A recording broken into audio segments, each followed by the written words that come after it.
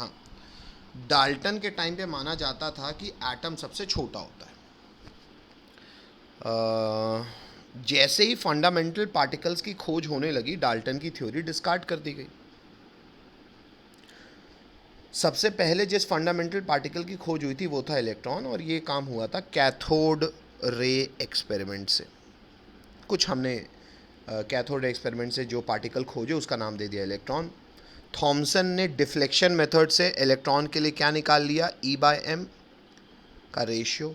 Mulliken ने oil drop experiment से निकाल लिया इलेक्ट्रॉन पे चार्ज E। यहाँ से हमको E पता चल गया, E/m पता ही था तो मास पता चल गया। उन्हीं कैथोड रेज में कैथोड को छेदे वाला कैथोड कर दिया, जिसे हम परफोरेटेड कैथोड कहते हैं, और गैस डाल दी, बैटरी और ज़्यादा हैवी लगा दी तो आयनाइज कर गई गैस, और उससे एक पॉजिटिव चार्ज की खोज हुई जिसे नाम दिया गया बाद में प्रोटॉन।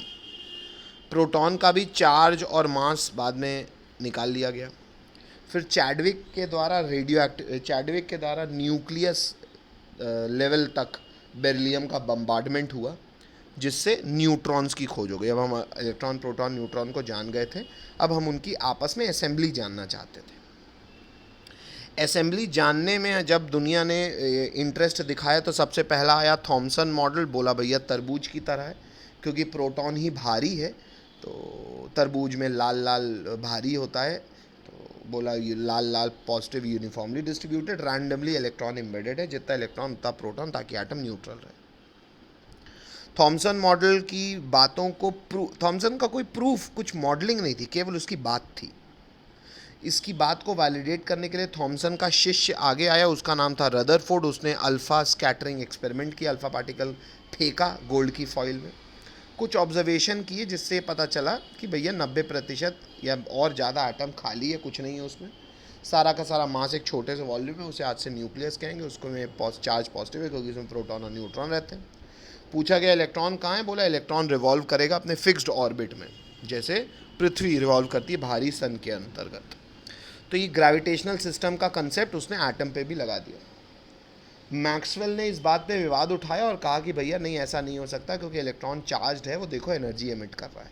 ये मैथमेटिकली एक्सपेरिमेंटली प्रूव किया कि भैया 10⁻⁸ सेकंड में इतनी एनर्जी फेंक देता है कि स्पाइरल करता हुआ प्लस से मिल जाएगा, प्लस माइनस खत्म, एटम खत्म, दुनिया खत्म। दुनिया खत्म नहीं हो रही थी। बोला गया भैया दिक्कत है, रदरफोर्ड का मॉडल गड़बड़। रदरफोर्ड के मॉडल के गलत होने के बाद बोर का मॉडल बनने के पहले कुछ डेवलपमेंट्स हुए, जिसमें लोगों ने इलेक्ट्रॉन को इलेक्ट्रोमैग्नेटिक रेडिएशन के रूप में समझना शुरू कर दिया। कुछ बातें हमने बोर के मॉडल के पहले पढ़ी। फिर बोर के मॉडल ने कहा देखो भैया, इलेक्ट्रॉन एनर्जी लेन देन तो करता है, लेकिन अपने कॉस्ट पे नहीं, बाहरी रेडिएशन से एनर्जी खाता है, जितनी खाता है उस हिसाब से ऊपर जाता है। उसने हाइड्रोजन के या सिंगल इलेक्ट्रॉन स्पीशीज़ के लिए ये काम को एक्सपेरिमेंटली प्रूव किया, और वाकई में आज भी हाइड्रोजन के लिए लगभग ये मॉडल वैलिड है। लगभग इसलिए क्योंकि बाद में बोर मॉडल पे भी विवाद हो गए, बोला गया भैया एग्जैक्ट पोजीशन, एग्जैक्ट वेलोसिटी नहीं बता सकते, एरर करोगे ही करोगे। डी ब्रॉगलाई ने तो यहाँ तक कहानी उसकी मैथमेटिकली प्रूव कर दी कि भैया जो सर्कम्फरेंस होगा वेवलेंथ के बराबर होगा। हेलो, याद है इतना सबको? अब मुझे थोड़ा सा अफर्मेशन चाहिए एक आध लोगों का। Hello, yes sir. सबका? चलो, पॉइंट नंबर 2 से हमको पढ़ना है। पॉइंट नंबर 1, वाकई में हमें स्क्रॉडिंजर इक्वेशन याद रखने की ज़रूरत कोई नहीं है। अब थोड़ा सा एक बार एक कॉमन सेंस सुन लो। कॉमन सेंस ये कहता है कि इलेक्ट्रॉन के एक्चुअल बिहेवियर को समझने के लिए हमको उसे एक मैथमेटिकल वेव की तरह रिप्रेजेंट करना पड़ेगा, और एक मैथमेटिकल वेव की तरह अगर इलेक्ट्रॉन को रिप्रेजेंट करना है तो ये कर पाया केवल एक व्यक्ति, विद द हेल्प ऑफ बहुत सारे हाइजेनबर्ग, डी ब्रॉगलाई और इन सब के निष्कर्ष से, एक व्यक्ति जिसका नाम था अर्विन श्रोडिंगर, उसने एक 3 डायमेंशनल इक्वेशन बनाई, जिससे उसने इलेक्ट्रॉन को एज अ वेव मान के उसको सॉल्व तक कर लिया। जैसे आप क्वाड्रेटिक इक्वेशन सॉल्व करते हैं, उसने इलेक्ट्रॉन पे वेव इक्वेशन बना के सॉल्व कर दी। जब भी हमने इलेक्ट्रॉन की वेव इक्वेशन सॉल्व की तो हमने क्या निकाला बच्चों? इलेक्ट्रॉन्स का एड्रेस। हेलो, एड्रेस हम कॉमन सेंस से आपको बता रहे हैं, क्या बताता है? इलेक्ट्रॉन के वहाँ मौजूद होने की संभावना, जैसे हम मैथमेटिकली कहते हैं probability of finding electron. Hello hello hello, yes sir. क्या अब हम स्क्रॉडिंजर वेव इक्वेशन जब सॉल्व हो गई और उसके एड्रेस निकल गए तो वो एड्रेस पे बात करेंगे। ये क्या हमने इलेक्ट्रॉन की एग्जैक्ट एनर्जी या एग्जैक्ट रेडियस बता दिया? नहीं, हमने केवल प्रोबेबिलिटी की बात की। दूसरी चीज़ कि मैं आपको लास्ट क्लास में भी कह चुका हूँ, एग्जैक्ट एटम कैसा है, दोबारा मेरे को याद दिलाएंगे। एग्जैक्ट एटम कैसा है, प्रैक्टिकली एटम कैसा है? सर बीच में है कौन? न्यूक्लियस। एक दूरी तक, कुछ दूरी तक कुछ नहीं है, फिर इलेक्ट्रॉन का मिलने की संभावना शुरू हो जाती है, मिलने लगते हैं, कुछ दूरी तक मिलते रहते हैं। उस जिस दूरी तक मिलते रहते हैं उसको हम लोग क्या कहते हैं बच्चों? Energy level. Energy level first. Hello, ये हो गया एनर्जी लेवल फर्स्ट। क्या इसका रेडियस फिक्स है? नहीं। क्या इलेक्ट्रॉन के मूव करने की ट्रेजेक्ट्री आपको पता है? नहीं। क्या इलेक्ट्रॉन की एग्जैक्ट वेलोसिटी आप बता सकते हो? नहीं। लेकिन लेवल 1 पे जो इलेक्ट्रॉन मिलते हैं फिर कुछ दूरी तक नहीं मिलेंगे और दोबारा मिलना शुरू हो जाएंगे, यहाँ से मिलना शुरू हो जाएंगे और यहाँ तक मिलते रहेंगे। तो ये पूरी पट्टी क्या कहलाएगी बच्चों? Level second. एनर्जी लेवल 1 की एनर्जी कितनी पता नहीं, एनर्जी लेवल इलेक्ट्रॉन्स 2 की एनर्जी कितनी पता नहीं, लेकिन ये ज़रूर पता है कि लेवल 1 की एनर्जी कम होगी, लेवल 2 वालों की एनर्जी ज़्यादा होगी। Hello hello, Yes, sir. हाँ। अब यहाँ तक कोई कुछ पूछना चाहेगा कि मैं आगे बढ़ सकता हूँ? इतनी कॉमन सेंस समझ में आता है हमको? हेलो। Yes, sir. लेकिन हम ये प्रैक्टिकल मॉडल की जो मैं आपके आगे बात कर रहा हूँ, इस प्रैक्टिकल मॉडल तक कैसे पहुँचे? मैथमेटिकल और थ्योरेटिकल डेरिवेशंस के साथ। क्या वो मैथमेटिकल और थ्योरेटिकल डेरिवेशन हम करने की योग्यता रखते हैं? नहीं सर, हमारे पास अभी इतने मैथमेटिकल टूल्स नहीं हैं, लेकिन हम उससे रिलेटेड कुछ थ्योरी ज़रूर जानेंगे। वो थ्योरी को हम इस प्रैक्टिकल मॉडल में पुट करने की कोशिश नहीं करेंगे। हेलो, अब जो भी हम पढ़ रहे हैं ये सब थ्योरेटिकल जस्टिफिकेशंस हैं, जिससे कुछ मैथमेटिकल मॉडलिंग करके ये प्रैक्टिकल ऑब्जर्वेशन तक हम पहुंच पाए। पर वो पहुंचने का भी हम प्रोसेस कर पाएंगे, प्रोसीजर कर पाएंगे? नहीं, हम केवल इस थ्योरी तक रिस्ट्रिक्टेड रहेंगे, इसको उस प्रैक्टिकल मॉडल से रिलेट नहीं करेंगे। Hello hello hello, Yes, sir. बोलना पड़ेगा सबको। Yes, sir. चलो Yes, sir. आगे बढ़ रहा हूँ। तो स्क्रॉडिंजर इक्वेशन अपन ने लिख लिया बच्चों, पॉइंट नंबर 1। आगे बढ़ा रहा हूँ मैं, पॉइंट क्रमांक 2 लिखेंगे बच्चों, और पॉइंट क्रमांक 2 ज़रूरी है। पॉइंट नंबर 2 में डालेंगे अपन क्वांटम नंबर्स।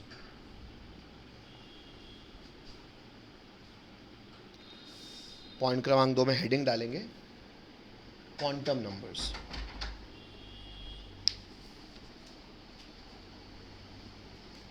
क्वांटम नंबर्स, चलो डाल दिए सबने?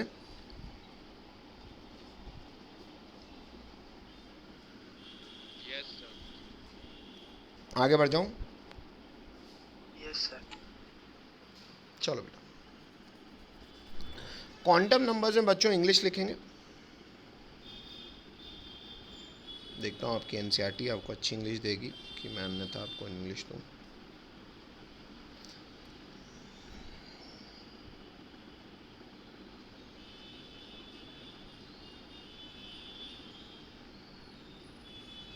नहीं बेटा,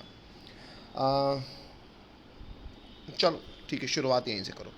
क्वांटम नंबर्स की इंग्लिश लिखेंगे बच्चों। अच्छा बेटा, पता है अभी अपन ने केवल स्क्रॉडिंजर वेव इक्वेशन ही लिखी है ना, और कुछ नहीं लिखा ना बेटा? No, sir.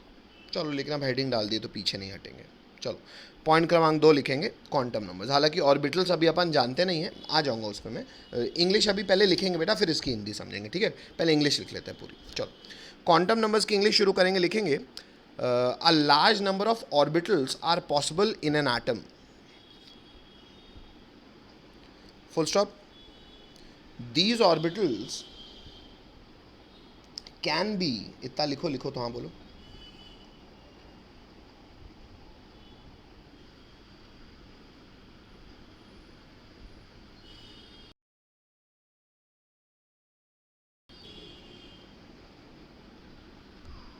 Yes.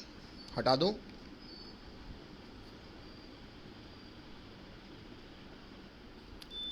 तो atomic orbitals are precisely distinguished by what are known as quantum numbers. Each orbital is designated by three quantum numbers labeled as n, l and small m. बस स्मॉल m के subscript में l भी लिख देना है ना. हालांकि आज से इसको हम m ही लिखेंगे, पर हो गया, एनसीईआरटी डेजिग्नेट कर रही है तो एक बार ईमानदारी से काम कर लेते हैं. चलो इतना लिखो बच्चों, लिखो तो हाँ बोलो. लेवल के लिए आपको इतनी बात पता हो तो पर्याप्त है. भाषा में इंग्लिश लिखेंगे.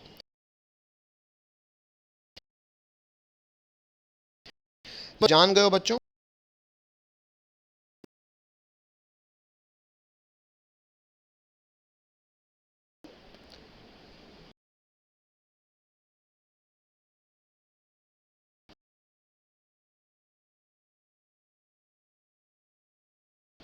ऑफ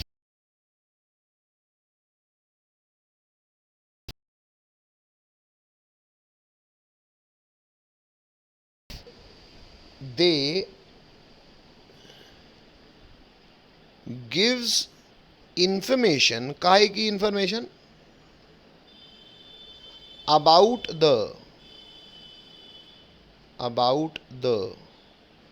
कंप्लीट एड्रेस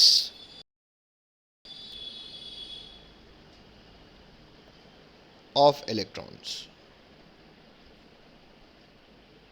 मेरी बात समझ गए? मैं आपको स्क्रॉडिंजर वेव इक्वेशन बताते साथ पॉइंट क्रमांक 2 में क्वांटम नंबर मैंने थ्योरेटिकली इसलिए लिखवाया कि देसी भाषा में क्वांटम नंबर है का मास्टर. देखो स्क्रॉडिंजर इक्वेशन अपन सॉल्व तो करना पाएंगे.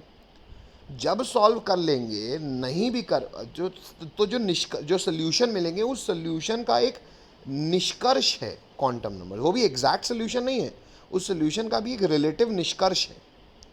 और ये निष्कर्ष करता क्या है? ये हमें बताता है किसी भी एटम में इलेक्ट्रॉन के एड्रेस, कंप्लीट एड्रेस के बारे में. हेलो, आता कहाँ से ये निष्कर्ष है, सोल्यूशन है किसका? स्क्रॉडिंजर वेव इक्वेशन. वो भी डायरेक्ट नहीं है, उसका भी रिलेटिव सोल्यूशन है. Hello hello.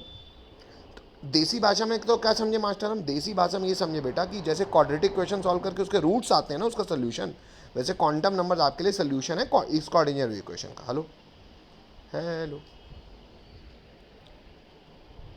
Hello. Yes, sir. Yes, sir. इतनी इंग्लिश लिखो तो है, उतनी मैथ्स अभी बनेगी नहीं अपने को. तो सर जाने क्या, हम यहाँ से शुरू कर रहा हूँ मैं. पहली बात, इतनी बात तो होगी, स्क्रॉडिंजर इक्वेशन कुछ थी, इलेक्ट्रॉन को वेव मान के बनाई गई, सॉल्व किया गया, सॉल्व करके सोल्यूशन आ गए. कौन से सोल्यूशन? Quantum numbers. क्या बताते हैं वो? Address of electron. वो क्या है उसके बारे में प्रॉपर पढ़ाई करेंगे. अब उसके अलावा सर कुछ और बात जो हमको पता होनी चाहिए. हाँ बेटा, कुछ फीचर्स पता होने चाहिए आपको क्वांटम मॉडल के बारे में. आइए वो फीचर्स की जानकारी हासिल करें. फीचर्स में लिखेंगे बच्चों, फीचर क्रमांक 1 बोलूं? Yes. इंग्लिश लिखेंगे. The energy of electrons in atom is quantized, that is can only have certain specific values. Full stop. अरे सर ये तो बोर वाली बात है. हाँ बेटा, एक्चुअली ये बात इसलिए बोली गई, लिखते भी रहो सुनते भी रहो भाई. इलेक्ट्रॉन या तो पहले ऑर्बिट में, पहले एनर्जी लेवल पे रहेगा, या दूसरे एनर्जी लेवल पे रहेगा, या तीसरे एनर्जी लेवल पे रहेगा.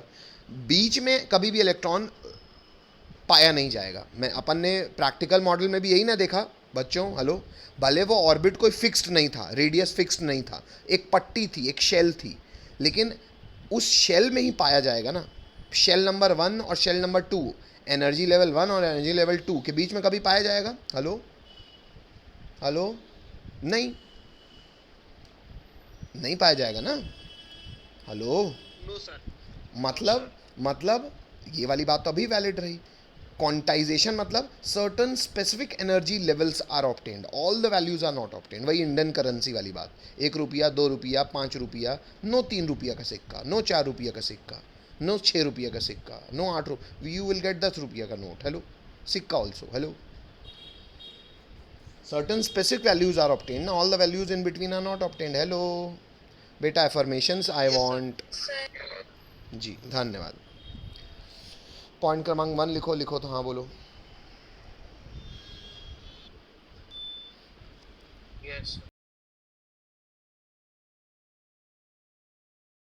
मैं कहानी बोलते रहा हूँ कि एनर्जी, ये जो एनर्जी लेवल्स हैं ये क्वांटाइज्ड हैं, ये हमको स्क्रॉडिंजर वेव इक्वेशन के अलाउड सोल्यूशन से पता चला कि एनर्जी लेवल या तो 1 होगा या 2 होगा, 2.5 किसी की एनर्जी नहीं होगी, certain specific values are obtain, all the values are not obtain. तो ये जो भी एनर्जी लेवल है ये क्वांटाइज्ड हैं, ये हमको स्क्रॉडिंजर के सोल्यूशन से पता चला। किस क्या क्या कैसे मिला सोल्यूशन? इलेक्ट्रॉन को वेव मान के। कैसे मान लिया वेव और कैसे इक्वेशन आया, सॉल्व कैसे किया, वो हमको नहीं पता, उतनी मैथ्स नहीं आती। ठीक है, आगे बढ़ रहे हैं बच्चों। पॉइंट क्रमांक 3 लिखेंगे बच्चों, वही वाली बात जो डी ब्रॉगली और हाइजेनबर्ग ने शुरू की थी, उस बात को वैलिडेट किया जाएगा पॉइंट क्रमांक 3 में। इंग्लिश लिखेंगे थर्ड पॉइंट में लिखेंगे बच्चों, both the exact position and exact velocity of an electron in an atom can not be determined simultaneously. बात मान ली हमने, हाइजेनबर्ग की बात मान ली अपन ने, और उसको फीचर भी बना दिया क्वांटम का। हमने कहाँ बात की एग्जैक्ट पोजीशन की? हमने तो कह दिया ये एनर्जी लेवल 1 है, कहीं भी यहाँ इस दूरी से इस दूरी मिलता रहेगा। घूम कैसे रहा है, ट्रेजेक्ट्री क्या है, फुल स्टॉप करके नेक्स्ट टाइम से उसी पॉइंट में लिखेंगे, the path of an electron in atom therefore can never be determined, full stop. बस हमने एक्चुअली अफर्मेशन कर दिया। जो ड्रॉबैक थे बोर के, हमने वहाँ पे मान लिया कि हम कर ही नहीं सकते भैया। हम डी ब्रॉगली हाइजेनबर्ग को एकदम सलाम कर रहे हैं, उनको फीचर मान रहे हैं, भैया हो ही नहीं सकता।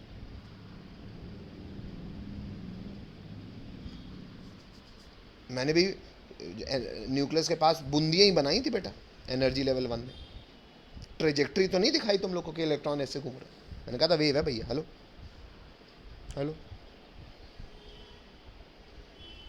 तो वो जो भी मैंने आपको प्रैक्टिकल मॉडल बताया वो यही थ्योरी से आया है। अब ये थ्योरी उस मैथ से कैसे आई है नहीं मालूम, उस मैथ से मतलब स्क्रॉडिंजर इक्वेशन को सॉल्व करना, फिर ये थ्योरी तक पहुंचना, ये नहीं पता।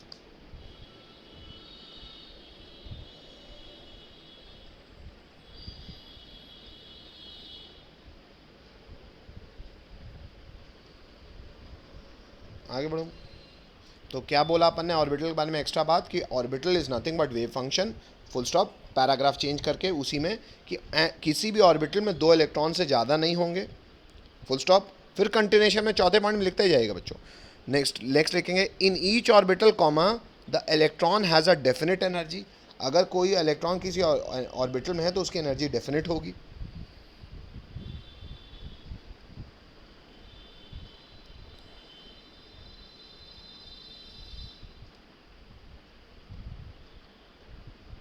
Yes sir. आगे बढ़े सर क्या लिखना है? बेटा, जो हाईलाइट है नहीं दिख रहा, in each orbital comma the highlighted नहीं दिख रहा ये बेटा, नहीं दिख रहा। यस सर, अब दिखा, अभी हाईलाइट नहीं हुआ। चलो, in each orbital comma the electron has a definite energy, full stop. लिखने के बाद हाँ बोलिए। सारी इंफॉर्मेशन जो भी इलेक्ट्रॉन में है वो, क्योंकि इलेक्ट्रॉन ऐसा है, क्योंकि इतना हल्का है और मूव करता रहता है, तो उसके बारे में सारी जानकारियाँ उसके वेव फंक्शन में छुपी हैं, और वेव फंक्शन से इलेक्ट्रॉन के बारे में सारी जानकारियाँ निकालना, एक्सट्रैक्ट करना क्वांटम मैकेनिक्स का काम है। मतलब वो मैथमेटिक्स का काम है जो हम नहीं जानते हैं, जिसे क्वांटम मैकेनिक्स कहा जाता है। और क्वांटम मैकेनिक्स चाहिए एक प्रॉपर 5 साल का एमएससी किया जा सकता कोर्स, जो कि आपको किसी प्राइवेट कॉलेज मिलेगा भी नहीं। इनफैक्ट आईआईटीज़ एंड आईआईटीज़ में बहुत स्पेसिफिक है बेटा, कई पुराने आईआईटीज़ और आईआईटीज़ में ही आपको ऐसे डिपार्टमेंट मिलेंगे, अन्यथा नयों में तो कोई हवा भी नहीं है। लोग नॉर्मल फिजिक्स नहीं कर पाते, तो क्वांटम की बात है।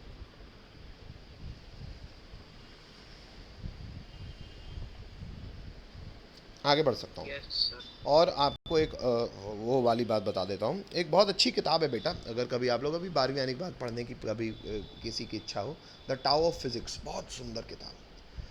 मतलब उस किताब में भी बेटा एक्चुअल, मतलब मैं सच्चाई बताऊं तो मैं भी उसको पूरी नहीं पढ़ पाया हूँ, क्यों है, मैंने किसी एक व्यक्ति ने मुझे सजेस्ट की थी तो मैंने ली, तो मैं कुछ टाइम पढ़ा, फिर मैं रुक गया, तो फिर उसने वापस मांग ली, तो मैं उसको पूरी ख़त्म नहीं कर पाऊँ। पर बहुत खूबसूरती से वाली कहानियाँ हैं कि एक्चुअल जो existence of your existence is not known वाली बात है भाई। हम पूरी साइंस बनी है, ठीक है, आज भी भाई हम पूरे साइंटिफिक जीवन में ही जीते हैं, इतनी हाई फाई टेक्नोलॉजी। आधार क्या है हर चीज़ का? एटम। और एटम के बारे में ना एक्चुअली हम जानते नहीं हैं। ये हम प्रोबेबिलिटी में बात कर रहे थे। तो जिस और जो हम हैं जिससे बने हैं एटम से, एक्चुअली एक्सट्रीम एंड पे पहुंचते हैं तो ब्रह्मांड में भी वही है, वही नहीं जानते, पॉसिबिलिटीज़ की बात करते हैं। और यहीं पे आ जाता है पॉसिबिलिटी ऑफ भाई गॉड।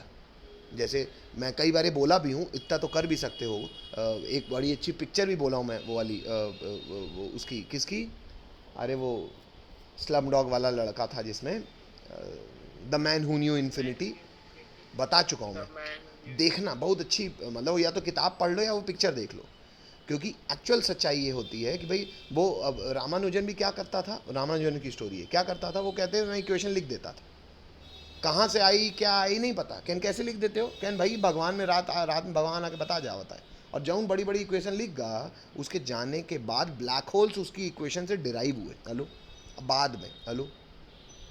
तो जब मर रहा था वो, बहुत बहुत जवानी मर गया लड़का, जब मर रहा था तो उसका प्रोफेसर पूछ जाता है लिख कैसे लेते रहे, तो ये डिराइव करते हुए तो आवत नहीं आए, तो कहीं भगवान मोर से कान में आके बता के जाता है, हेलो। बहुत मतलब एकदम वेजिटेरियन, मतलब ऐसा नहीं वेजिटेरियन आदमी की बात भगवान, नॉन वेज का मतलब, हाँ हालांकि बहुत ज़रूरी तो नहीं है भाई खाना चाहिए, नहीं खाना भाई, 52 घंटे के लिए आपके पेट में कोई खाना 52 घंटे के लिए रख दो, 52 घंटे बाद कोई तुम्हारे पेट में कोई चीज़ रहे तो अच्छी तो नहीं रहेगी, पर खैर अलग बात है वो।